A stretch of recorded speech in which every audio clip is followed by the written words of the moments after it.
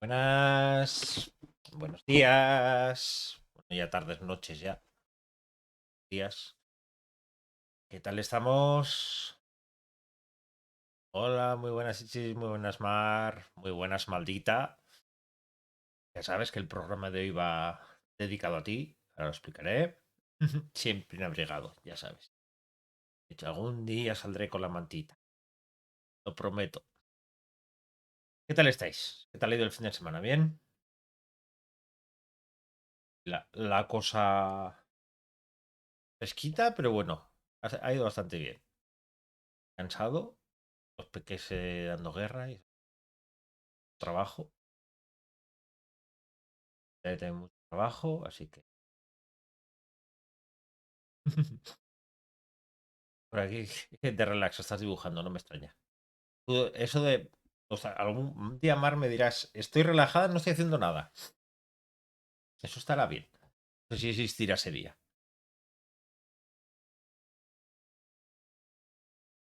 Tú maldito, a ver si te van a denunciar los vecinos por contaminación acústica, que tampoco es plan. Ya, eres como yo, Mar. O sea, yo también suelo estar igual, ¿eh? O sea, si no estoy haciendo una cosa, estoy haciendo otra. Ahora con los niños directamente, incluso estoy viendo directos o lo que sea, lo mismo. Así que siempre lo paro. A ver, os cuento un poquitito. Eh, la idea del programa de hoy ya es, vamos a decir, tradición con todos los programas que ya comenté a finales del año pasado. Es que como al menos quiero hacer una presentación al año, o del año yo, estamos bien, una presentación al mes, pues lo que quiero es que esas presentaciones no solo sea un tema de hablar del libro, luego también se hablará al final y así, sino introducir un poco el libro de alguna manera. Y que sirva también de excusa pues, para hacer programas específicos sobre algún tema en concreto. El mes pasado presentaba el libro del secreto de Yakase, de Meiicher, de Miriam, y pues me sirvió de excusa perfecta para hablar sobre Japón. Japón del periodo Edo, pues tradiciones, la familia. Un poco poner en contexto para gente que no conozca ese periodo o que no sepa sobre Japón. Bueno, yo tampoco es que soy un experto. Es como se suele decir, yo no soy experto en nada, pero bueno, digamos que yo soy una persona curiosa que me gusta aprender un poco de todo. Entonces lo utilicé para hablar sobre Japón, hablar sobre esa pasión mía sobre lo japonés, sobre los periodos, la familia, los sacrificios, el honor, todo eso que tanto me gusta. Hola, muy buenas, Elisa, bienvenida por aquí. Pues este mes presentaré este libro. Bueno, presentaré dos libros. Es de no ficción. La semana que viene hablaré con Lidia, con LM Mateo, para hablar sobre su libro de no ficción de corrección, que es muy interesante y hablaremos mucho sobre corrección. La parte que me aterra de la escritura, pero que se aprende mucho y con el libro que ha sacado se aprende muchísimo, es una gozada. Y, y el libro que presentaré, ya veremos en qué formato será, es este, Todas las cosas rotas, de Carla G. Sarrión. Hace unos meses propuse que alguien me comentara el tema de un tema para hablar. Maldita, que aquí te veo por aquí y que a veces que me tienes que comentar si te ha gustado. Tranquila, que te comentaré absolutamente todo. Estoy con la segunda relectura. Ya sabes que con la segunda lectura, con la relectura. Es que yo soy muy concienzudo y me gusta releer el libro para sacarle toda la chicha y todo. Así que tranquila que te contaré todo. Eh, Cuando propuse eso, justo Maldita me comentó que pues había tenido ideas, había tenido ciertas ideas o ciertos pensamientos sobre dónde situar la historia. Se sitúa en un año en concreto, en 1929, que no sé, ya le preguntaré y puede estar en directo, en diferido, como sea, pero ya le preguntaré por qué justo ese año, porque es un año muy, muy, muy especial en el mundo. Entonces, el 1929 es un año básico, que lo hemos conocido mil veces. A ver, yo os explicaré por qué es sobre todo conocido este año y ya nos contarás, maldita, si tiene algo que ver con el portátil, con todo eso, ¿vale? Pero en su momento estuvimos hablando y comentaba eso, pues que igual pensaba en Estados Unidos, luego pensaba igual en Inglaterra, en Inglaterra. Eh, sí, yo también digo en directo, por favor. Ya veremos cómo, aunque sea secuestrada o de alguna manera, aunque sea con protección de testigos, pero yo también quiero en directo. Ya hablaremos. Será sorpresa. Entonces, como estaba esa idea de qué hacer, dónde situar la historia y por qué situarla en ese tiempo, en ese momento, en ese lugar, decidí, estuvimos hablando, que una muy buena manera de poder entrar en ese tipo de temas es hacer un programa especial. Ya sabéis que yo el world building me encanta. La historia me gusta, pero bueno, me gusta a nivel usuario, como soy experto, ni muchísimo menos. Pero siempre me ha gustado entender un poco el contexto de las cosas. Y cuando dijo eso, maldita, dije, jo, pues es perfecto para hacer un especial. Y además, ahora que este año voy a empezar a hacer especiales concretos sobre los libros que presento, qué mejor que hacer un especial sobre los años 20. Hay distintas razones por las que quería hacer este directo. El primero de ellos es porque el libro de Carla, como está situado ahí, es una excusa perfecta. Pero aparte de eso, porque la década de los 20 tiene muchas características muy especiales, que la hacen uno de los periodos más curiosos y que en parte también nos va a ayudar a entender en la situación en la que estamos ahora en el mundo y los últimos años cómo ha ido funcionando la hegemonía de Estados Unidos, todo ese tipo de cosas. Hay mucho que se puede entender estudiando un poquitito los años 20. Entre otras cosas, luego lo comentaré, la importancia que marca los Estados Unidos para la visión global de la historia de una década en concreto y sobre todo de estos años. Eh, Ahora iré entrando, pero lo que quería con este directo era mostrar que los años 20, esos alegres años 20, esos dichacheros años 20, eh, eh, fueron un lugar concreto, una época concreta y unos años en concreto. Pero se nos ha vendido como que eso era el mundo. Y el mundo era mucho más que eso. Entonces, traigo este directo un poco para hablar sobre eso. Y para reflexionar, como pongo ahí con Google Vivir para novelas, cómo podía afrontar Carla o cualquier otra persona una historia en esos otros años 20. En su caso, Terra hubiera sido en Estados Unidos, hubiera sido en España, hubiera sido en otros lugares. Veremos cómo esos años 20 fueron unos años muy importantes. Y también el año 1929, ¿por qué es tan importante? ¿De acuerdo? Pues nada, pues sin más dilación, como se suele decir, empiezo con la parte que he preparado. Aquí puedes ver que le llamo los diferentes años 20. Al principio pensaba llamarle los alegres años 20 con interrogaciones, por esos alegres, igual no tan alegres. Pero he decidido llamar los diferentes años 20 porque son diferentes respecto a la década anterior y la década posterior. Ahora veremos por qué. Pero también son muy diferentes.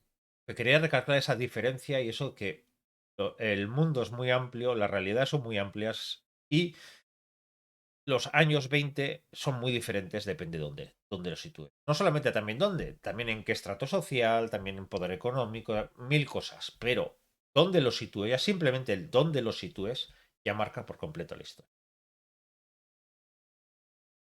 Eh, Quería empezar con algo que mucha gente lo conoce a través del cine. cine, a través de historias, a través de algo que se ha contado mil veces. Estados Unidos empieza a reinar, vamos a decir, en el mundo, de alguna manera. Explicaremos por qué.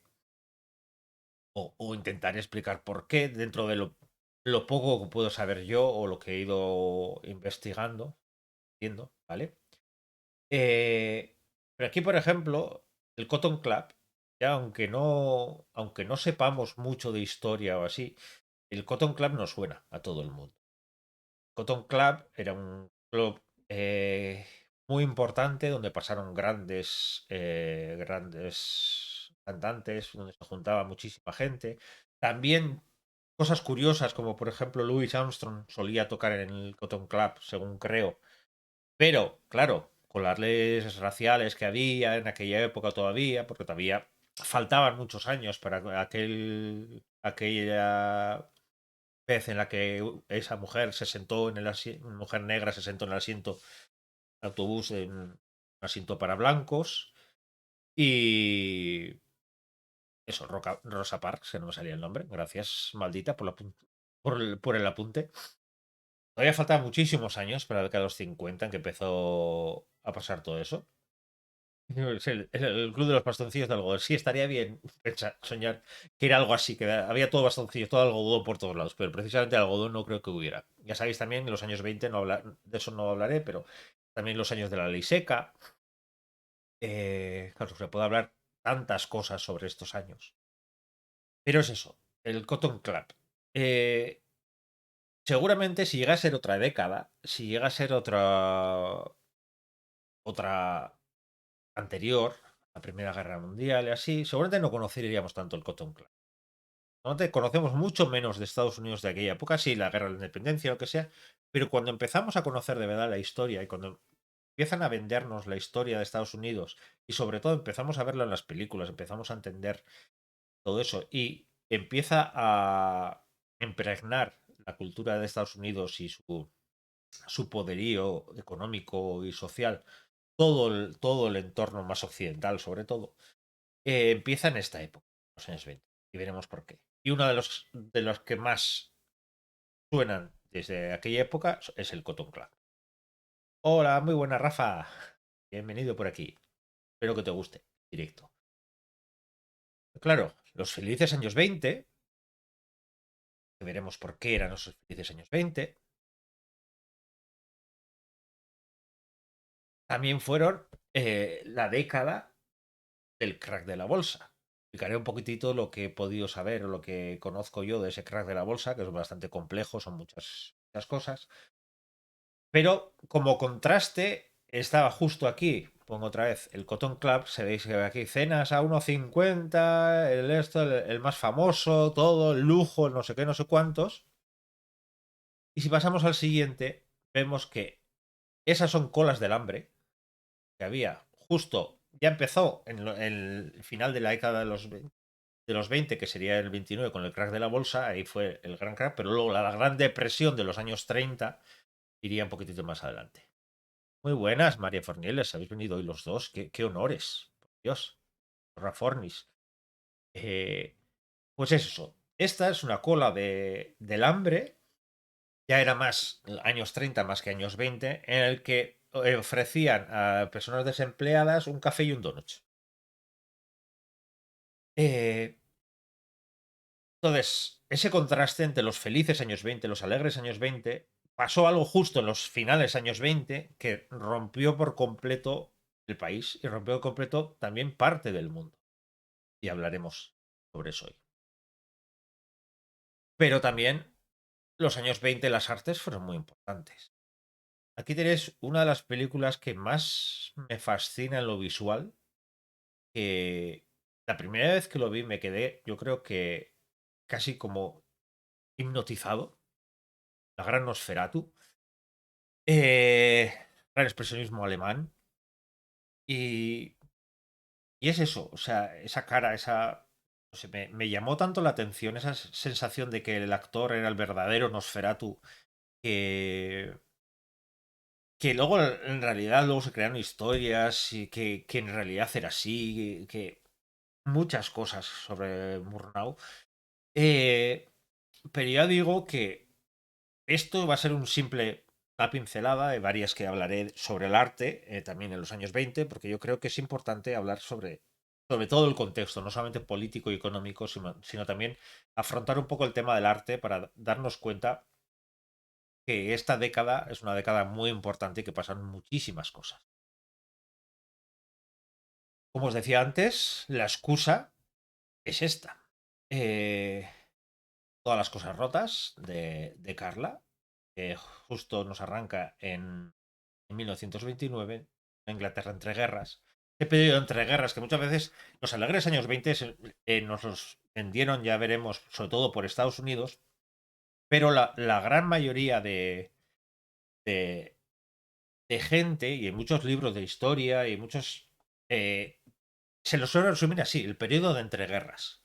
Porque las guerras fueron tan importantes, la Primera Guerra Mundial, la Segunda Guerra Mundial, las consecuencias que tuvieron en todo, en lo político, en lo social, económico, que eh, define más el mundo al ser unas guerras mundiales que además ya empezaron a ser no solamente europeas, sino empezaron a entrar ya desde Oriente, Estados Unidos, empieza cada vez más gente a involucrarse en las guerras. La Primera Guerra Mundial, justo antes de la década de los 20, y la Segunda Guerra Mundial, que arrancaría justo a finales de los 30. Este periodo tan importante en la historia de la humanidad muchas veces se le conoce como el periodo entre guerras. Pero es cierto que nos han vendido muy bien esa idea de los alegres años 20, como que los años 20 fueron fantásticos, fueron maravillosos y fueron una fiesta constante y charleston por todos lados y nada más lejos de la... Como os he dicho, lo que quiero es eso, demostrar que esos años 20 fueron muy distintos, depende en qué lugares del mundo estuviéramos.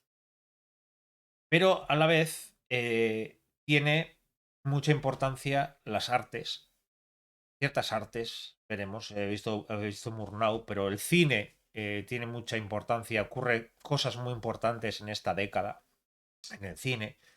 Eso de María Fornelli nos podría hablar 37 millones de veces más que yo, pero siempre debe dejar dos o tres pinceladas.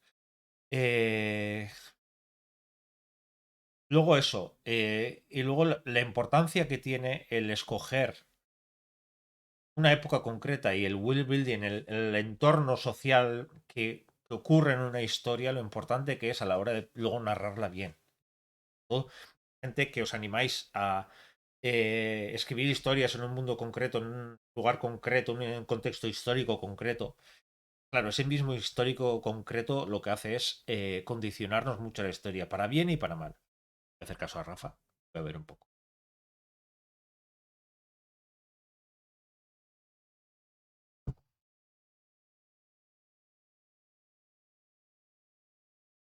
¿Qué es lo que tenemos como primero os voy a leer antes de seguir?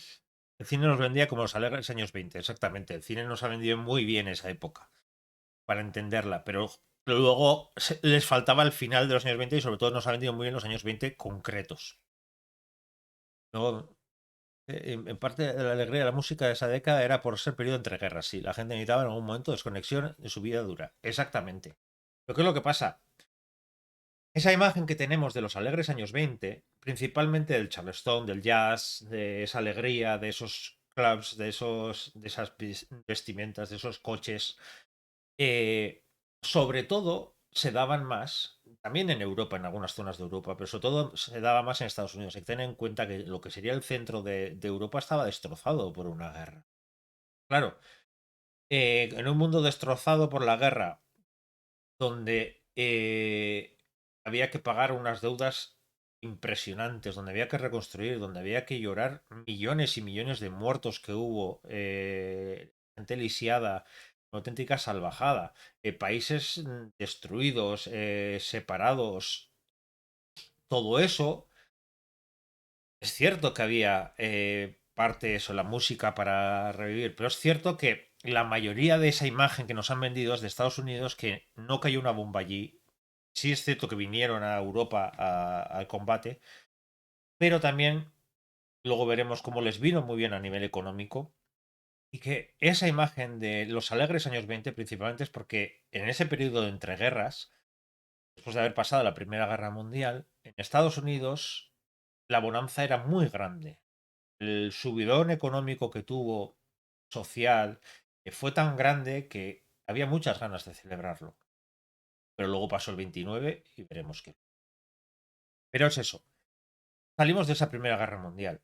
Eh, Luego hablaré un momento un poquito de España también, pero en España hay que tener en cuenta que España era neutral. Parece que siempre hemos sido bastante neutrales, se supone, en las guerras. Oh, muy buenas, Tarawanda, que no te había visto. Eh, pero en parte le vino bien eso. Normalmente cuando alguien es neutral en una guerra, una de dos, o le viene bien o le viene mal. En este caso le vino bien a España en lo económico, pero luego tuvo que rehacerse, luego pasaría muchas cosas también en este país, en estos años 20. Eh, Exactamente, que Estados Unidos ha estado en todas las guerras, pero no fue un país bombardeado. Así el único que lo recuerdan siempre, Pearl Harbor, y además que mira que está lejos de lo que sería el Estados Unidos continental, este Estados Unidos más real, vamos a decir, más del día a día, siempre ha estado muy lejos las guerras de ellos. En otras cosas, yo creo que por eso cosas como el 11S, aparte de la imagen icónica que fue y todo eso, también les impactó tanto porque es cierto que Pearl Harbor también ocurrió, pero Pearl Harbor estaba lejos, no lo vivían como tan cercano. En cambio, ahí era justo, era como asomarse por la ventana de casa y ver esas salvajadas. Así como en Europa tienes muchísimos y prácticamente en toda Europa ha habido grandes guerras en el último siglo, ya sean guerras civiles, guerras mundiales. En Estados Unidos, aparte de la guerra de independencia, sí, luego norte-sur y así, pero en toda esta época no han tenido esas grandes guerras de bombardeos, de reconstrucción, han sido más sociales, más que guerras de bombardeos. Eh, lo que os comentaba, los años 20 eran un periodo feliz. Bueno, pues tenemos eso. Europa está en plena reconstrucción. Los países del centro, los países del entorno con el centro, esa guerra que hubo tan terrible, esa destrucción total, esas imágenes de ciudades, de campos, todo absolutamente arrasado, había que reconstruirse. Y esa reconstrucción fue muy complicada. Cada país tenía sus propias heridas. Hoy pongo, por ejemplo, la hiperinflación en Alemania. Claro, tuvieron que pagar mucho por la guerra, por ejemplo, Alemania. No solamente económicamente, también socialmente, también geográficamente. Pagaron mucho por aquella guerra. Y, y eso pudo hacer también que ese descontento, ese fracaso, ese sentirse también en parte, algunas personas, sobre todo bien empujadas por quien le interesaba, traicionadas y arruinadas y eran los perdedores, pero todavía más culpables por ser los perdedores. Todo eso fue un caldo de cultivo para todo lo que ocurrió después, para todo el auge del nazismo, el auge de Hitler. Eso no nace porque sí. Estamos hablando también de esta época, luego hablaré en un momentito, que es una época en la que empieza también el fascismo, empiezan las dictaduras, sobre todo en el sur de Europa. Entonces, todo eso es por algo, todo eso no nace de la nada. Lo mismo que estamos viviendo ahora, una época muy convulsa y dan miedo muchas cosas de lo que están ocurriendo hoy en día, de Rusia, Ucrania, pero también aquí en el propio país. eh, Ocurre tantas cosas en el entorno que no podemos pensar que es algo pasajero y es algo que no, es algo que todo tiene un contexto. Y eso pasa aquí. Estados Unidos, lo que decía, sí es verdad, y ahora os pararé un poquitito también a hablar de los Estados Unidos. Es verdad que esos felices años 20 estaban muy bien arraigados en la cultura. No solamente por lo que nos han vendido, sino por lo que ocurría de verdad en el día a día, por lo económico, por lo social, eh, cambió mucho el país. Y este fue yo creo que es de las primeras épocas, o la primera época en la que yo soy consciente que Estados Unidos, el relato de Estados Unidos parece que es el relato del mundo, o al menos el relato de Occidente. Lo que ocurre en Estados Unidos parece que ocurre en todo Occidente. Y es muy triste porque al final los años 20 nos acordamos de eso, de los felices años 20 en Estados Unidos, del Cotton Club, de todo ese tipo de cosas, pero no nos acordamos de los años 20 de nuestro propio país, o de Francia, o de Alemania, o de Inglaterra, de las cosas que ocurrieron en aquella época. Y venció esa idea de los años 20 fueron unos años felices, cuando aquí había muchas razones para no ser feliz. Pero ha quedado para la historia los felices años. Luego, hay dos cosas básicas para entender los años 20, que son el consumo generalizado, que las clases medias empiezan a abrir, luego pasaría también después de la Segunda Guerra Mundial, sí, pero se empiezan a abrir las clases medias, sobre todo en Estados Unidos, porque aquí, no, aquí había muchas más deudas y muchos más problemas, pero Estados Unidos abre mucho el mercado, la gente compra muchísimo más. Ya no son lujos, ya un coche ya cada vez está más generalizado. Todavía había muchísima pobreza y así, pero empieza esa clase media, o lo que no han querido vendernos como la clase media, al consumo cada vez mayor. Y luego os explicaré un momentito la importancia de la bolsa, porque tiene que ver con la Primera Guerra Mundial. Y esa que ocurrió en la Primera Guerra Mundial luego hizo que la bolsa tuviera tanta importancia de los años 20 y que ocurriera algo tan importante como el crack del 29, que yo creo que sea de las primeras grandes crisis económicas globales, o al menos entre... Sí, se puede considerar global por lo que supuso también al resto del mundo. Entonces eso os hablaré ahora. Pero claro, hay más cosas que ocurren en los años 20 en el mundo. En los años 20, en la India empieza Mahatma Gandhi. Empieza su batalla de la no violencia. Las colonias empiezan poco a poco a levantarse. Muy despacio, de una manera muy pausada. Entre otras cosas también por la Gran Guerra. Muchas otras razones. También de los abusos que hubo. Pero parte de los abusos vino también de la Gran Guerra. Primera Guerra Mundial. ¿Por qué? Porque al final las economías de los países que eran muy buenas. Yupon, muchas gracias por la raid. Aquí estamos hablando un poco sobre los felices años 20. Ya aprovecho para decir de excusa esta novela, de todas las cosas rotas, de Carla G. Sarrión. Entonces, como estamos basados en eso, estamos repasando un poco los años 20 en el mundo. Muy buenas, Makoto Minako. Muy buenas, gracias por participar por primera vez. Ya sabéis, aquí normalmente hablamos de world building, de libros, eh, y sobre todo se hace mucho presentaciones de libros y entrevistas a autores y a gente relacionada con la literatura. Entonces, una de las razones que hago todo esto, no, a ver, no tienes por qué participar. Yo siempre os digo, participar, me encanta ver gente que quiere participar, pero aquí lo que venimos es para disfrutar todos y si queréis compartirlo, perfecto. Si queréis estar escuchando, perfecto. Si queréis que esto sea como un podcast, a mí me parece estupendo. ¿Vale? No hay ninguna obligación. Lo único que cualquier cosa que queráis comentar, siempre digo, yo no soy un experto en nada. Yo lo que quiero es que aquí pasemos un rato interesante, un domingo a la tarde-noche en el que podamos hablar de cosas que nos interesan y que lo podamos compartir. Entonces, volviendo un poco, retomando, eh, va a ser el paso perruno y luego comentas. Perfecto. Eh, estamos hablando de este mundo en el que están ocurriendo muchas cosas, en las que la Gran Guerra supone que hay una gran crisis económica, sobre todo en Europa. Claro, hay un continente entero como África, que veis ahí, es el continente de las colonias. Claro, el continente de las colonias es porque ya veis ahí cómo está separado, cómo todo está dibujado con colorillos, como cuando hacíamos en las, en el cole, cuando hacían los países, que tenías que hacer por colores así. Esto simplemente es por saber quién controlaba qué zona. Era eso, muchos eran colonias o eran protectorados. Me hace gracia el nombre protectorado como si tuvieras que protegerlos, sino era justo al revés. Lo que hacíamos era esquilmarles.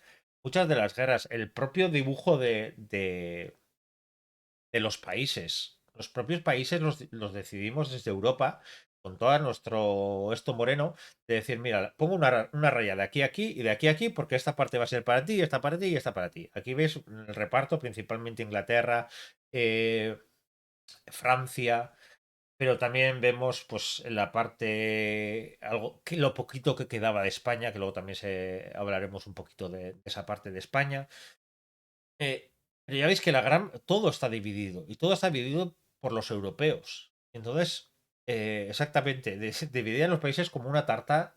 Las guerras que han ocurrido después eran precisamente por nuestra culpa. Luego cerramos los ojos y no esto, pero no por nuestra culpa, porque mezclamos, en su momento se hizo muy famoso los Hutus, los Tutsis y así. Nosotros pusimos una raya aquí y dijimos, todo esto es un país, por mucho que no fuera un país. Separábamos un país real o una cultura real en dos porque nos venía mejor que esto fuera para ti y esto fuera para mí. Y eso ha sido uno de nuestros mayores pecados. África durante muchísimos años fue el gran saqueo, sigue siendo el gran saqueo hoy en día, pero claro, socialmente no nos ha importado, solamente cuando nos podía salpicar algo. En esta época de tanta crisis económica con Europa destrozada, al final, una manera de seguir escalmando y seguir sacando todos los recursos era justo eso, coger las colonias y sacar de ahí todo lo que podían para intentar recuperar esa economía perdida o esos territorios perdidos o esa gloria perdida, vamos a decir de algo. Y los que seguían sufriendo eran esos. Entonces, poco a poco empezaron a surgir movimientos que ya había antes, pero movimientos cada vez mayores de colonias que querían dejar de ser colonias o protectorados eh, y, y ser de verdad los países. Entonces, ahí hay gran parte del peso. Otra cosa importante que ocurrió en los años 20, se crea el Partido Comunista Chino. Hoy en día que China tiene un poder tan importante y está tan extendido en el mundo y es otro gran contrapeso a lo que antes, pues en esta época sería Estados Unidos o lo que sea, justo el Partido Comunista Chino se crea en este.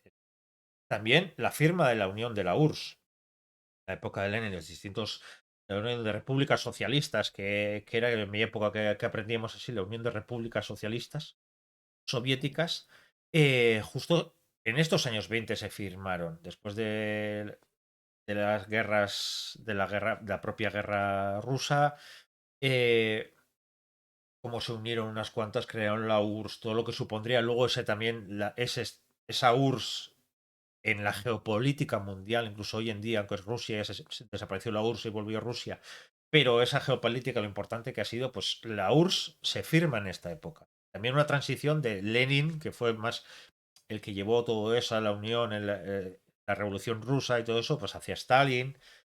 Luego Hirohito, que es un personaje muy importante en la historia de Japón, el emperador de Japón también obtuvo fue nombrado emperador también en estos años 20.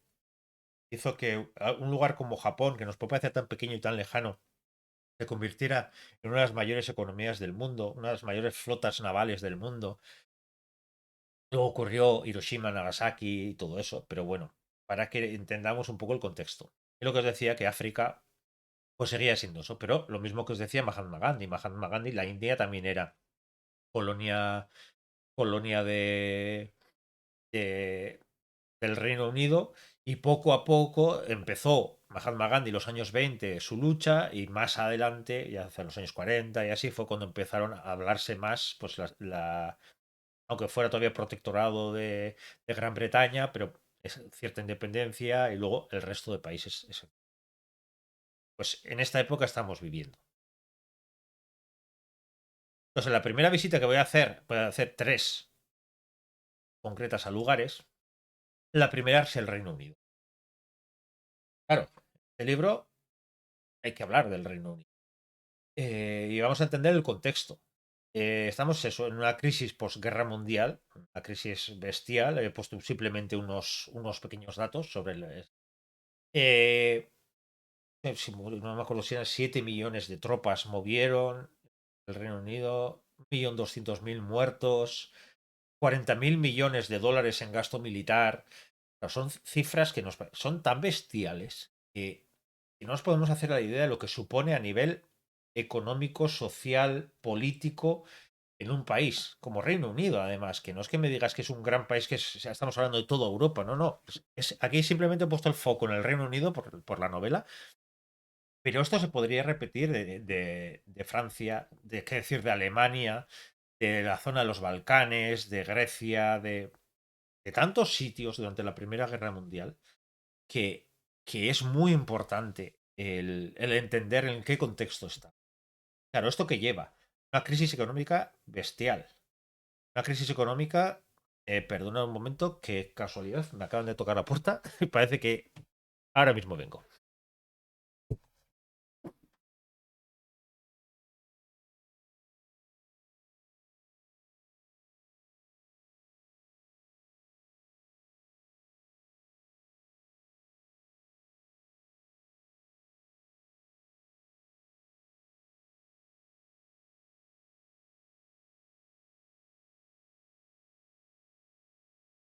Ya está. Crisis social más que nada.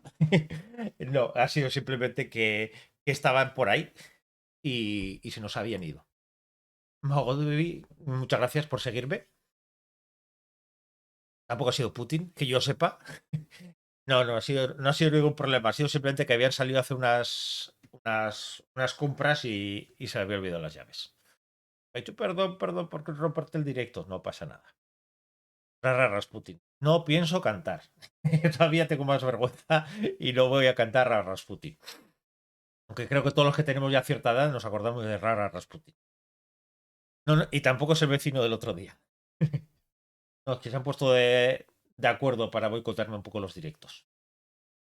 Bueno, por lo que estaba. Es hacernos un poco la idea de que el gasto militar que supone, la crisis económica que supone con ello.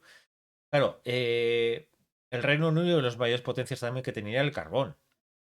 El carbón también, claro, cuando tú tienes una economía que va, esto puede subir mucho la inflación, se deprecia luego la moneda. Entonces, luego veremos, ahora en la huelga del 26, como la importancia que tiene también el carbón en esa huelga. Eh, lo que hacemos es que todo está interconectado. Entonces, la economía de Estados Unidos, todo lo que trajeron los Estados Unidos de, de cierto poder, cierto control económico, estos favores también económicos y militares, pues al final hizo que fuera el gran suministrador de bienes Estados Unidos a Europa. Claro, eso hizo que los productos propios bajaran mucho y no pudieran competir. Y, y es eso, esa gran crisis económica que estaba en Europa, que parecía que iba mejorando, hubo momentos que iba mejorando, así no llegó a esa gran subida como pasaría en Estados Unidos. Hubo esos momentos, pero por ejemplo aquí, os pongo un ejemplo, ya que se acerca a las fechas importantes del libro y así, en el 1926, una huelga muy importante, la primera y yo creo que única huelga general en el Reino Unido, y, y es por el carbón. Lo que ocurría era que el carbón cada vez estaba perdiendo menos peso, o por lo menos el carbón nacional estaba perdiendo peso. O sea, perder peso, los productores, los grandes dueños de las empresas de carbón, cada vez ganaban menos dinero y la manera de recuperar las ganancias, pues como pasa también hoy en día, como era, pues recortando los sueldos a los trabajadores. Llegó un punto en el que se hizo esta huelga, una huelga general en la que también les apoyaron los transportistas, otro tipo de... Pero fue una huelga muy especial. Entre otras cosas, ahí pongo que las clases sociales se van difuminando, pero todavía hay muchas diferencias y reticencias entre las clases altas, bajas, la burguesía. Y esta huelga fue un ejemplo. Lo que hicieron, antes de esta huelga, o sea, sabía que iba a haber esta huelga, el gobierno se movió de una manera muy inteligente para sus intereses entre las clases más burguesas, las clases medias o más medias altas. eh, pero es eso. Ahora te cuento, Makoto.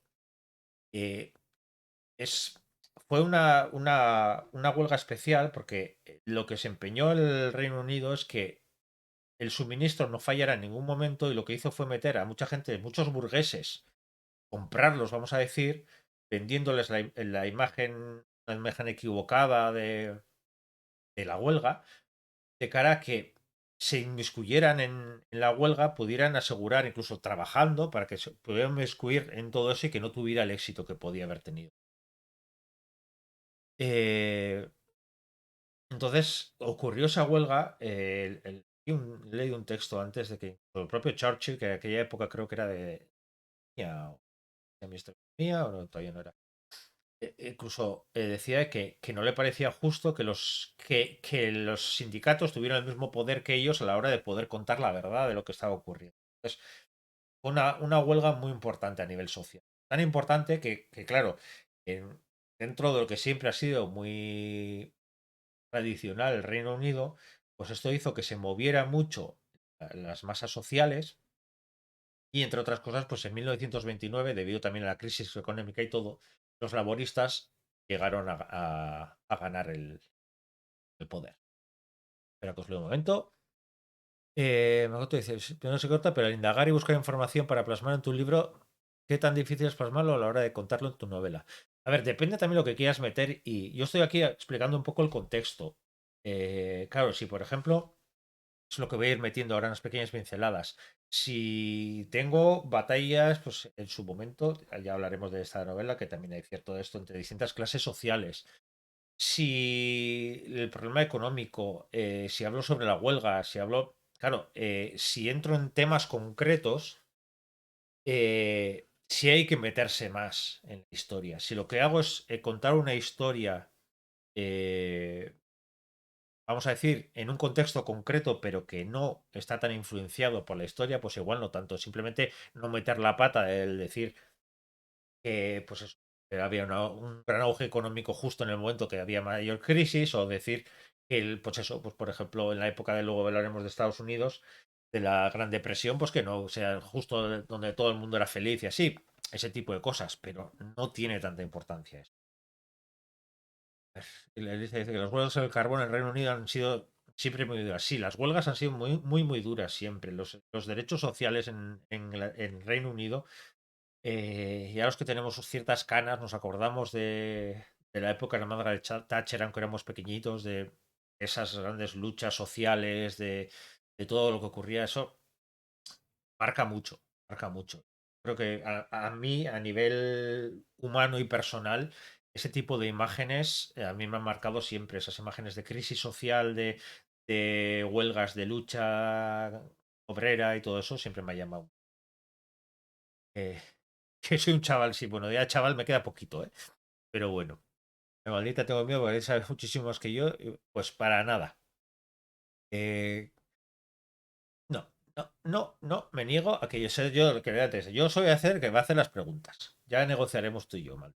Te sigo diciendo, hablaremos de tu libro y la que mejor conoces tu libro eres tú. Así que no tiene nada que ver, ¿vale? Pues eso. Vamos a, eso es más o menos lo que sería el Reino Unido. Entonces, depende de la clase social. Si estoy narrando una familia de las minas, o sea, que trabaja en el carbón o lo que sea, pues me marcará mucho más esa parte de crisis económica y social. Si es una familia más de medio alto, pues seguramente igual escuchaba esas batallas o lo que sea, pero no es como hoy en día, que al final enciendes el ordenador y te enteras de lo que ocurre. Claro, en aquella época no era igual, como lo veremos luego en el crack del 29. Es muy diferente. Eso en cuanto al Reino Unido. En cuanto a España, por ejemplo, voy a dejar simplemente un pequeños detalles. Pues eso, ese papel de neutral en la Primera Guerra Mundial hizo que la guerra como así en España no estallara. Y se convirtió en exportador de bienes, sobre todo alimenticios y así, se convirtió en eso. Entonces, vivió un pequeño auge después de la guerra. Hubo una crisis como en todos los sitios, aquí algo menos porque tampoco no había esa gran deuda que pagar, pero también la economía en España justo en los años 20 no era precisamente para echar cohetes, nos volvió a caer. Y luego que lo pasaría, pues es conocida en esta época, además coincide casi toda la época, que es la dictadura de Primo de Rivera. La dictadura hasta que los años 30 ya, pues al final decide, vamos a decir, no tiene tanto apoyo como esa, incluso del rey, y a París y a los meses muere. Pero en esta época es curioso también el ver que esta guerra, así como la otra, vamos a decir, nació en la parte más africana y fue subiendo. Esta empezó en Cataluña y fue moviendo, pero claro, aquí fue bastante diferente. ¿Por qué? Porque esta guerra en concreto, la guerra, este alzamiento militar, empezó en Cataluña, pero estuvo muy bien vista por el rey. Estuvo muy bien vista por el rey, y es más, fue el rey el que cuando estaba Cataluña, parte de Aragón y así, pero no había triunfado mucho más, el que le hizo llamar a Madrid y le dio, vamos a decir, la razón para que se pudiera en el poder. En una época en la que de mucho intervencionismo económico, también hubo cierto auge económico, entonces gracias a ello pues no estuvo tan mal visto esta dictadura. Luego, a partir de los años 30, la que se llamó la dicta blanda, antes de la época de la República y así. Pero es eso, claro, estamos hablando de que en Inglaterra era una situación completamente diferente. Si situamos la novela en los años 20 en España, claro, es imposible no pensar en la dictadura de Primo de Rivera o la influencia que tenía también la guerra del Rif de Marruecos, o sea, aquella guerra en la que luego al final Ceuta y Melilla, pero en la que la parte del protectorado que se llamaba español, pues fue como fue siendo empujada hacia arriba y eso a nivel social, así como pasó en el 98 con Cuba y así, todo lo que afectó también a nivel social, a nivel de pensamiento como país y todo eso. Y, y todo eso también, ¿qué es lo que hizo? Ese periodo, esos pensamientos, eso hizo que naciera la generación del 27, la generación literaria, y no solo literaria, también cultura, en muchos aspectos que luego veremos, ¿va? Que tuvo tanta importancia y que ha llegado prácticamente hasta nuestros días. Ciertos años nos acordamos de, sobre todo Rafael Alberti, pero bueno, luego hablaremos incluso de Dalí, ¿vale? Pues es una España. Pero vamos a entrar en el realidad de los años 20 en reales que nos han llegado hasta nuestros días y por eso los llamábamos los felices años 20 en muchos sitios. Aunque principalmente fue aquí en Estados Unidos. Hay dos, lo he dividido en dos un poco, que es los felices años 20 hasta llegar al 29. ¿Qué es lo que pasó? Estados Unidos salió muy reforzada a nivel económico, a nivel social, a nivel de avances tecnológicos también, de cara a la empresa, de cara a la industria, la automatización de muchas industrias, todo eso. Entonces tuvo un gran auge económico. Fue el gran proveedor de bienes, tanto militares sobre todo, como lo que en la guerra se dispararon sus ganancias, como también otros tipos de bienes a Europa. Y luego hay un tema muy importante que me encantó leerlo y que explica muy bien lo que es estos felices años 20 que luego nos trajeron la crisis del 21 y que son los bonos de la libertad. Los bonos de la libertad fueron unos bonos que sacó el gobierno de Estados Unidos de cara a, vamos a decir, financiar la guerra, asegurando que con esos bonos luego recibirías beneficios y para el pueblo. ¿Vale? Para los compradores de esos. Eso se sigue haciendo hoy en día, los bonos y así. Pero ¿por qué tuvo tanta importancia estos bonos de la libertad? Porque al final la gente aprendió que invertir dinero en bonos, en acciones, como pasaría luego, podía ser económicamente muy interesante. Y así como antes, pues las grandes economías como Rockefeller, como eran las que manejaban solo la bolsa se popularizó mucho más.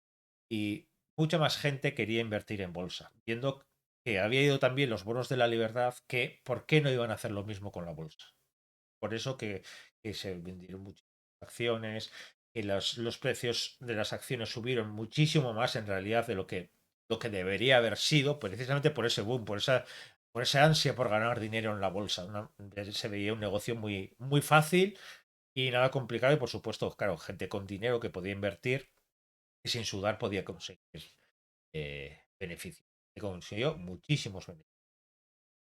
también se sumó que las clases medias, aunque esa clase media ya sabéis que es un poco lo que nos quieran vender también de lo que es una clase media, pero bueno, pero las clases medias también fueron las que empezaron a consumir mucho, consumir automóviles, moda, eh, electrodomésticos. Había mucho que consumir en estos momentos. Entonces, ¿qué es lo que pasó?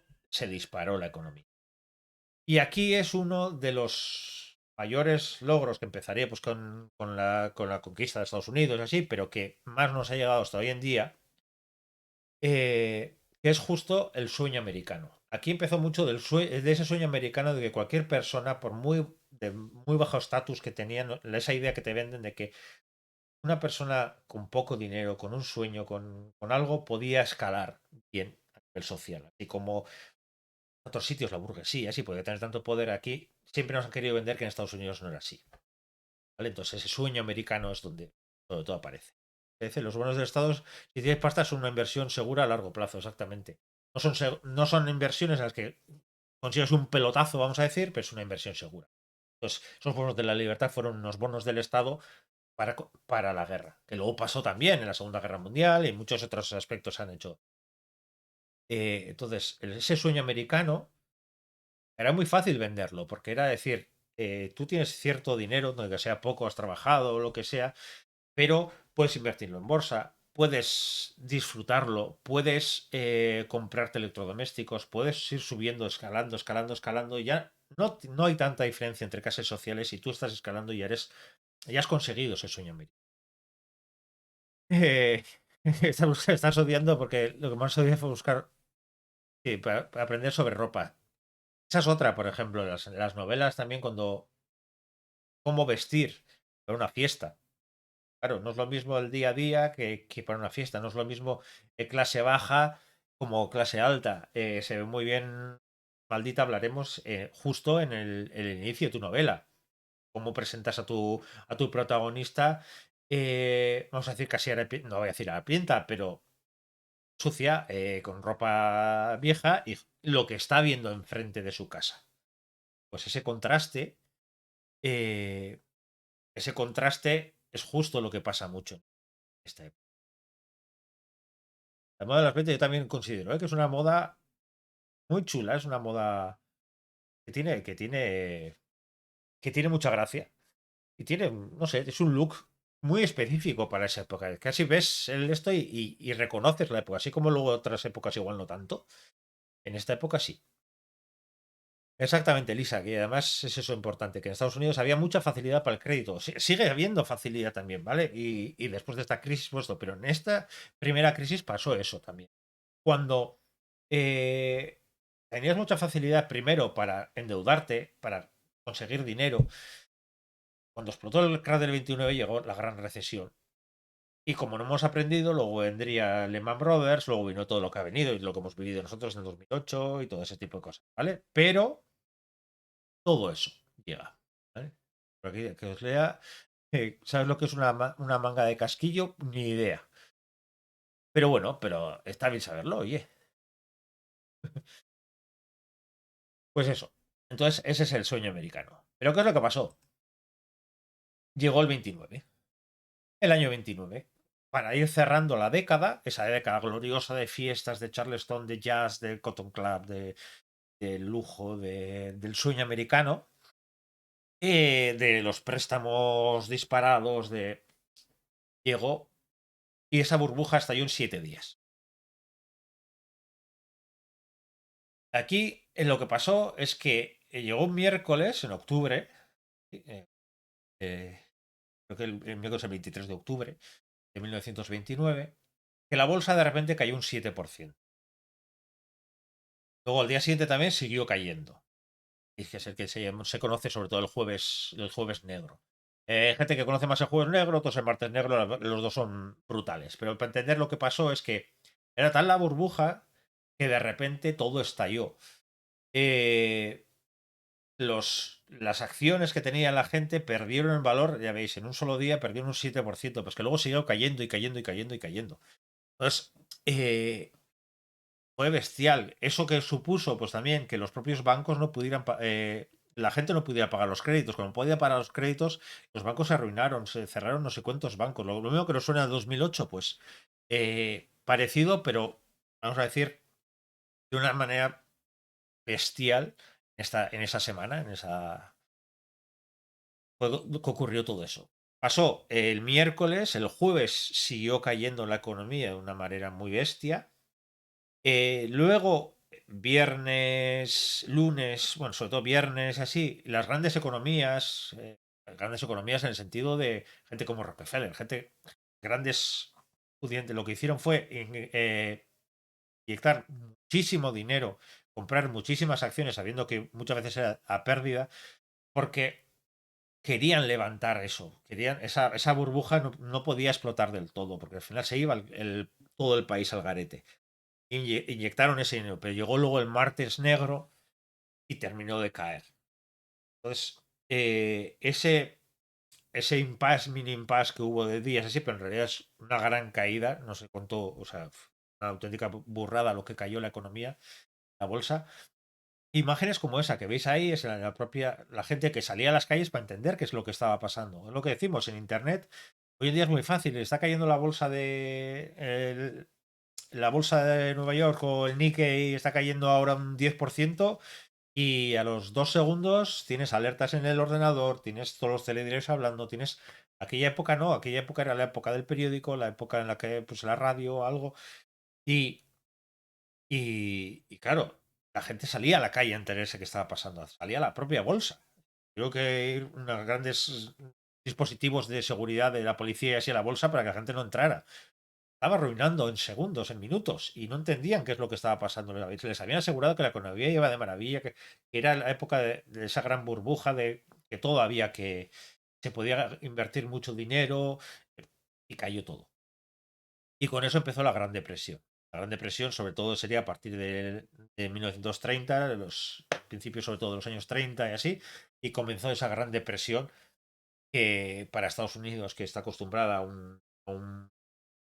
unas tasas de empleo muy alto, pues creo que llegó al veintitantos por cientos de paro, que para nosotros, para España, por desgracia, no parece tanto, pero para ellos era una auténtica bestialidad y crearon grandes barrios de chabolas.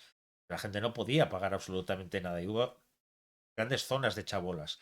Por ejemplo, es curioso, lógicamente, también a nivel de país, pero eso seguramente no hemos visto en, lo- en el cine, tanto sí, alguna vez de la Gran Depresión se habrá, pero se habrá por encima. Pero no hay grandes historias que cuentan esa Gran Depresión. No nos las han vendido tanto. Pues eso es para ver cómo acabó el año, el 29, cómo acabó casi esta década, y cómo eso lo que hizo fue que cayera de golpe todo, y eso también, por mucho que no están tan interconectadas, pero ya empezaron a estar interconectadas las distintas economías del mundo, como también si veis los gráficos económicos de aquella época, también coincidiendo 28, 29, 30, las grandes economías de Europa también cayeron en picado. Es un poco el contexto de lo que sería históricamente estos tres países. ¿Vale? Pero también quería hablaros un poco del arte. ¿Vale? Al final aquí yo soy un apasionado del arte, de distintas artes. Ya llevo una hora hablando que me enrollo como las persianas. Voy a ver un poco.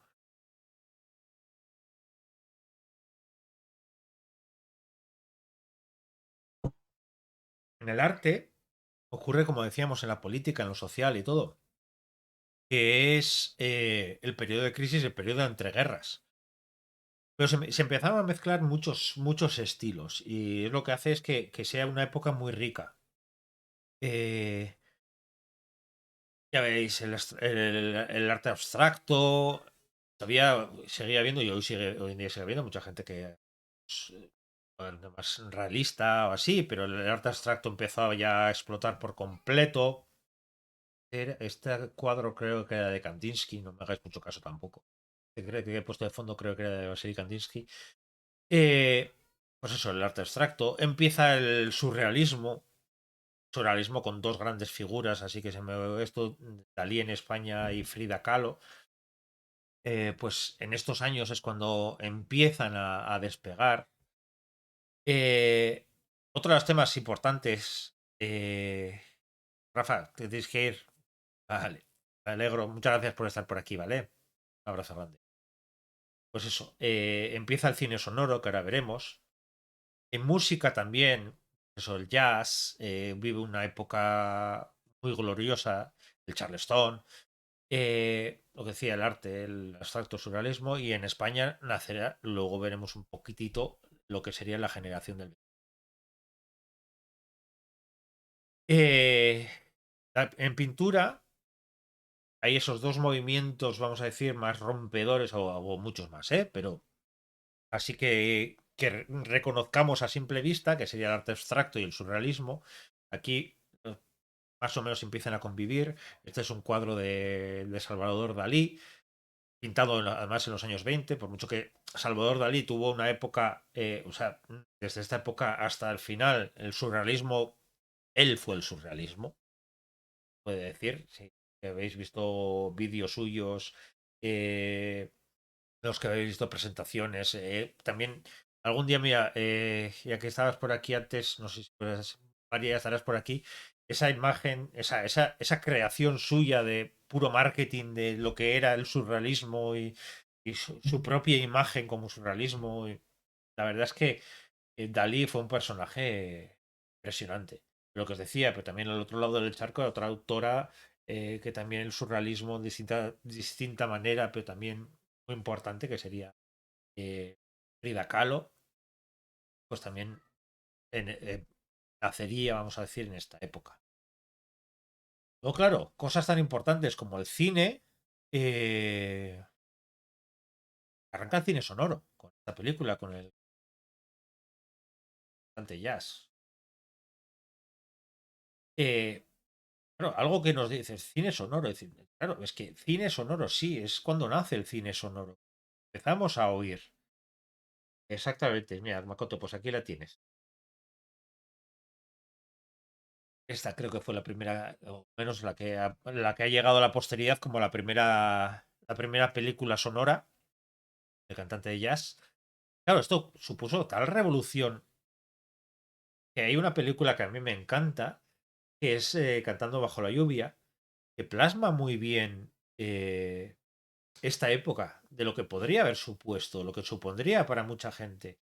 No sé si habéis visto Cantando bajo la lluvia, pero es ese personaje de esa gran diva eh, que justo es famosísima en eso, pero era de cine mudo. Cuando aparece el cine sonoro, descubres que tiene una voz de pito insoportable y que no hay nadie que la soporte. Entonces le tiene que poner una persona detrás para que lo doble, sobre todo cantando y así.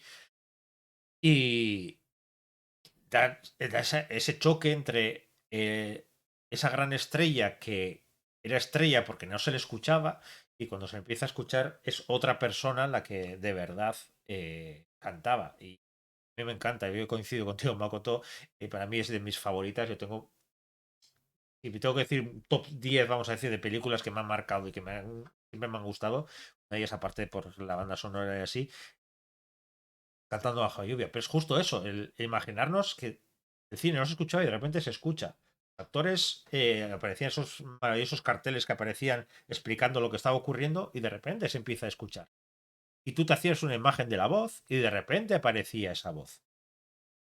Pues es una auténtica revolución. Y eso ocurrió aquí en esta década de los 20. Más cantante de jazz, puedo decir. Pero luego hay tres películas que son obras de arte que también son de esta época. Que serían Metrópolis, Sferatu y Un perro andaluz. Muy diferentes entre ellas, pero que muestra cómo, decíais antes también, que decía Tarabanda, que la fusión artística que se ve se marca mucho, pues se ve mucho aquí. Eh, de manera muy diferente.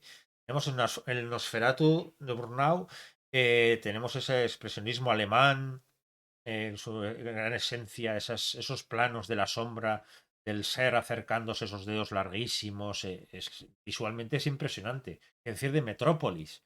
O sea, que en aquella época, en los años 20, pudieron hacer una película que era gracioso, porque luego la ves y dices, está basado en lo que ocurriría en los años 2000.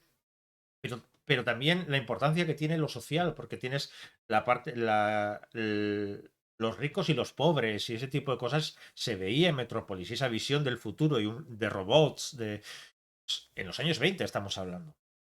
¿Qué decir de un perro andaluz? No sé si habéis visto el corto de Buñuel.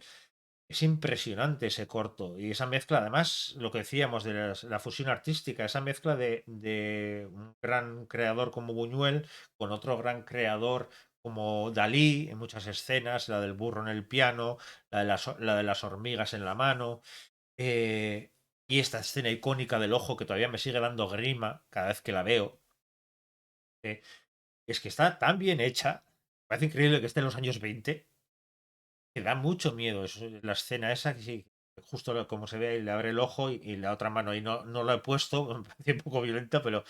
Y en la otra mano tiene una cuchilla de afeitar y le rasga el ojo. Es un trauma, yo que como coincido con Makoto, que para mí también fue un trauma. Y recuerdo hace unos años, fue la imagen del Festival de Cine Donosti, que lo tengo aquí, yo soy de Donosti, un pueblo cercano, pero. Y la imagen del Festival de Cine fue esta. Además recuerdo que eh, vi ahí otra vez un perro andaluz, se iba impresionando. Y es que encima la manera en la que presentaban el festival, el cartel y todo, era, o sea, el sonido de la cuchilla haciendo ras y se abría pues, la pantalla o lo que sea, y era impresionante. Surrealismo es muy especial, Elisa. Es verdad que yo hay cosas de Dalí que me fascinan y hay cosas que no soporto. Las bombas que hacía de clavos, que luego creaba con ellos cuadros maravillosos y así, pero hay muchas cosas del surrealismo y sobre todo ese personaje que se creó. Pero hay cuadros, hay un cuadro precioso que no es tan surrealista, que es esto, o toda la serie de cuadros que hizo Dalí sobre Gala, más realistas, mirando de espaldas por la ventana es precioso. Pero luego otros con esferas.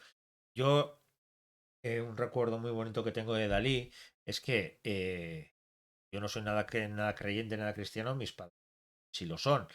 Y yo le hice a mi madre, que todavía está en el cabecero de la cama, le hice un cuadro con más o menos tamaño a lápiz, a lápiz y color, de, de un Cristo de Dalí. De un Cristo que aparece, no sé si lo habréis visto, está como tumbado así, con un fondo muy oscuro, Cristo tumbado y abajo las playas de Cadaqués y así, y el niño está levantando el mar con lo debajo. Pues es eso. Dalí era todo. O sea, Dalí era lo que dices, Elisa, era unas maravillas y unas mamarrachadas. Todo era Dalí, todo era todo ese proceso. Pero ya os digo que es muy impresionante la época y decimos, son tres obras que hoy en día hay mucha gente que les influye todavía, que les mueve mucho, que les. Metrópolis, pues igual de las tres es la que igual ha envejecido un poco más así, porque al final es ciencia ficción, pero claro, de aquella época, que es fascinante, pero tanto el Nosferatu Murnau como el perro andaluz de Dalí son tan diferentes, tan artísticas, en el buen sentido de la palabra, que hoy en día no ves tanto ese tipo de cine arriesgado poniendo el foco en el arte, que una gozada. Y quería poner un ejemplo. Yo que soy arquitecto, solamente por educación, aunque no ejerza, es la década del Bauhaus. Bauhaus fue una escuela de arquitectura y diseño en Alemania, eh, porque en realidad llegó hasta Tel Aviv. Es más, la escuela de Bauhaus, el sitio donde más casas han diseñado siguiendo sus preceptos, creo que es Tel Aviv. Que veáis, pero la influencia que tuvo, pero ahí tiene el diseño, coincidió la importancia que le dan al diseño, a la imagen, a la propia arquitectura, pero también la fotografía, también los carteles, todo. Coincidió la época en la que os decía antes que empieza el más consumir la gente, con lo que la publicidad sube, la publicidad hace la creación. eh, Todo ello hace que la Bauhaus tuviera muchísima importancia. Y fue además esta década, porque luego la década esta, al final de esta década justo cerraron la, la escuela. Mies van der Rohe hizo una apuesta por volverla a abrir pero coincidió con el nazismo, entonces ya se fue a Estados Unidos. Bueno, no voy a meter más chapas, porque que hagáis una idea de lo importante que es eh, esta época. Crea una escuela que llega con su nombre hasta hoy en día y que preceptos de arquitectura como la importancia de lo práctico por encima de lo estético y cosas así, muy tirándolo a ingeniero más que a lo arquitecto de artista, y pues al final esa influencia hizo y crearía grandes arquitectos y crearía grandes movimientos en la arquitectura. Pues pero ya para acabar, no podía acabar sin la literatura. Claro, es un periodo entre guerras, como decíamos, y eso también marca la literatura. Es un periodo donde también hay grandes obras. Yo creo que la obra que más gente que se quería hacer pasar por intelectual que, que existe, que es el Ulises de Joyce, justo se escribió en esta década. Pablo Neruda con sus 20 poemas de amor y una canción desesperada. Eh, Hay grandes hitos que se escribieron en esta época. Y era una época complicada de escribir. Época, lo que decíamos, en qué zonas era mucha crisis económica y social, crisis de valores, crearon esa serie de obras históricas. Y luego en España se marcó un periodo de evolución. Con esto, cerrar un poco. Es que venimos, en España se venía de una época, vamos a ver, primero de la generación del 98, esa generación más, vamos a decir, deprimida por el tema de la pérdida de Cuba, entre otras cosas, el imperio que desaparecía, ese tipo. ¿Sí? De ahí pasamos al novecentismo, eh, ese novecentismo que era más elitista, cosas que era más culto, más de alta literatura en el sentido, no alta, porque para mí la alta literatura es la literatura que entretiene, la literatura que es buena para la gente, no tiene por qué ser grandes figuras esto, pero aquí pasaba. Y luego aquí nace la generación del 27. La generación del 27 tiene nombres que han llegado hasta hoy en día. La generación del 27 es una de las generaciones que más ha marcado. Hay nombres como Lorca, Alberti, pongo Vicente Sandre, Miguel Hernández, María Zambrano, Salvador Dalí. No solamente es literaria, sino que fue distintos aspectos, cine, eh, muchos aspectos. Sí, es que veo, Makoto, que dices que a mí me gusta más la de Londres. De hecho, hay mucha gente que tiene esa dicotomía, que me gustaba más la generación del 27 y la generación del 38. Yo, por ejemplo, reconozco que la 27 hay cosas que me gustan mucho. Por ejemplo, Miguel Hernández. Miguel Hernández hay mucha gente que no lo considera o lo considera como de los últimos en llegar a la generación del 27 y más hace una especie de generación de guerra civil y así. Eh, Dices que Yerma, Lord Ron Yerma, sí, poeta de Nueva York, que por ejemplo, esa imagen que hay a la izquierda es de una de los poemas de poeta de Nueva York, escrito de su puño y letra de Lorca. Y a la derecha, pues uno de los poemario de Alberti, también de aquella época. ¿No? Pero, o sea, bien, entonces, para hacernos una idea de lo que suponía. También quería traer eso, la idea de que mucha gente la llama generación del exilio, porque cuando explotó la guerra civil, muchos se tuvieron que ir al exilio, desde María Zambrano, otros se quedaron aquí, o sea, fueron a la cárcel y murieron, como Hernández. Eh, pero es eso, o sea, hablaron mucho sobre la pérdida, sobre el exilio, sobre cosas. Luego hubo algunos que se quedaron aquí y hablaron también de ese tipo de cosas, de la desesperación de la guerra, o sea, ahí, quieras o no, eso marca mucho. Bien, quería traer eso, la generación del exilio, pero también quería traer el nombre de la sin sombrero. Me hizo gracia cuando leí un poco sobre literatura, la generación del 27, que las sin sombrero que eran las mujeres, dirías María Zambrano, que es la más conocida, pero otras muchas, que esa imagen de no llevar sombrero era parte de, pues como en un momento hubo la de quitarse el sostén y quemarlo y todo eso, pues la sin sombrero era un poco reclamando eso, el quitarse el sombrero y una especie de imagen de lucha propia. Y, y por supuesto son autoras que, quitando María Zambrano y alguna que otra más, completamente olvidadas o casi olvidadas. Y María Zambrano ha sido reivindicada mucho más adelante, ha sido reivindicada casi con su muerte o casi pues al principio tampoco era momento de reconocerla, pero hay mucha gente, hay muchos que es eso, que María Zambrano no lo conocían. Dalí, sí, lo ha conocido. Miguel Hernández, sus poemas, como veo que estáis hablando de los poemas que son preciosos, muchos poemas que luego se han convertido en ficción, tiene textos preciosos.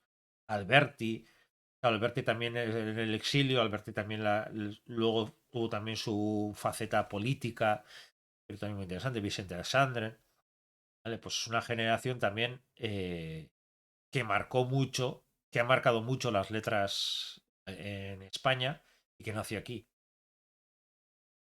Por mucho que nació aquí, pero claro, su obra se extendió muchísimos más años. Es una de las últimas como generación, luego la generación de la guerra del 36, pero como gran generación con una fecha que venía desde el 98, luego la del 27 y así, es seguramente la última hasta ahora, o la que está, de las últimas generaciones, la última generación que se reconoce como una entidad propia, por mucho que fueran también algunos bastante diferentes unos. ¿De acuerdo? Pues bueno, esto es un poco lo que había traído para, para el programa de hoy. Espero que os haya gustado. Ya digo, no pretendía ni dar sentar cátedra ni absolutamente nada, porque gente que sabe mil veces más sobre estos temas, al final simplemente lo que he querido traer es los años 20 a nuestros días, para animados todo a leer este libro, todas las cosas rotas, ¿eh? Porque eh, los años 20, la época pues el año 29, que es cuando eh, el mundo era muy diferente al que tenemos y el mundo que nos han vendido también era muy diferente. Os quería traer este pequeño recordatorio y el reconocer que corta el audio. Eh, si me decís si se sigue cortando, eh, hacer esa pequeña idea que los mundos que ocurren son muy variados. En una novela, eh, algunas novelas tienes mucha importancia el, como el lugar donde ocurre la historia. Eso no tanto. Pero está muy bien cuando escribimos temas sobre el. Voy a acercarme más el micro y así espero no tengáis problemas. Y otros días, si sé eso, me pondré más cerquita o así el micrófono.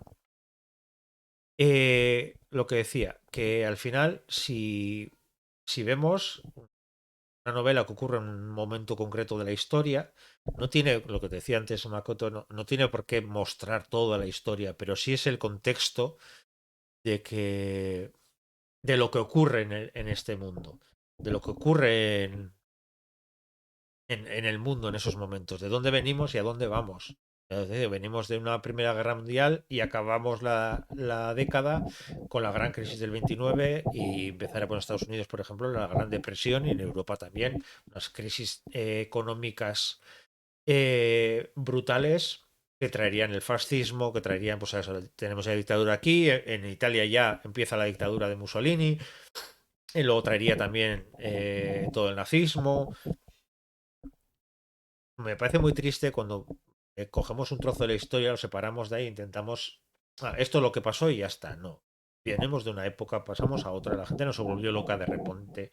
Es, todo eso requiere un contexto. Y yo quería aprovechar el día de hoy para hablar de ese contexto de los años 20, cómo cambiaría en un Reino Unido que plasma Maldita en esta novela, en el que se ven esas diferencias de clases sociales, pero lo que podría ser diferente el vivirlo desde un punto de vista de una persona muy acomodada, desde un punto de vista de esto, de un trabajador o el hijo del trabajador que se convierte también en trabajador de las minas justo en la crisis de la huelga general del 26, o alguien contando una historia del mismo año justo en Estados Unidos, porque nace justo en 1929 y dices, una persona que lo había tenido todo, que estaba viviendo ese auge y de repente explota la burbuja, se encuentra completamente arruinado, sin dinero, sin nada y lo que le llevaría a la Gran Depresión, a esa crisis económica, hambrunas y todo eso. O en España, intentar contar esa misma historia sin tener en cuenta la dictadura, que no tendría ningún sentido. ¿Vale? Entonces quería poner ese contexto y por no hablar de otra, de luego la parte más olvidada, que si decimos que aquí hay muchas partes olvidadas, la gran parte olvidada que son todos los países que fueron colonias, que han sido colonias, incluso que algunas siguen siendo, de esos países europeos que al final simplemente fueron mano de obra barata, conseguir bienes como el carbón, como diamantes, como cualquier material hoy en día, desde los móviles que tenemos, los ordenadores que tenemos hoy en día, gracias a eso, y explotando todo eso. Eso sí que son los grandes olvidados, dentro de que hay primera categoría, segunda, tercera y cuarta de la historia, y ellos son casi la décima. Entonces, que hay veces que tendremos que poner los focos ahí, ¿vale?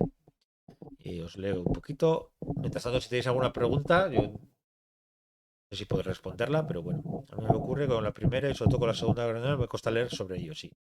No sé si es porque es lo que más me ha hablado, pero no me llama, o por ejemplo el siglo XIX, otros siglos, sí, porque al final, y también porque nos ponen el foco en la guerra, pero pasaban muchas más cosas antes de la guerra, y también podemos entender la guerra desde otros puntos de vista, no solamente de batallas, eh, periodos antes, periodos después, entender, o entender el siglo XIX para entender por qué ocurrieron las guerras, que las casas no, la Primera Guerra Mundial, la Segunda Guerra Mundial no ocurrieron porque sí, entender pues cómo estaba Rusia antes de la Gran Revolución Rusa, no sé, hay muchas cosas para entender. Y el enfocar todo, la guerra, los nazis y ya está, pues nos hace olvidarnos de que ha habido, dentro de esa guerra hubo muchas guerras, muchos intereses.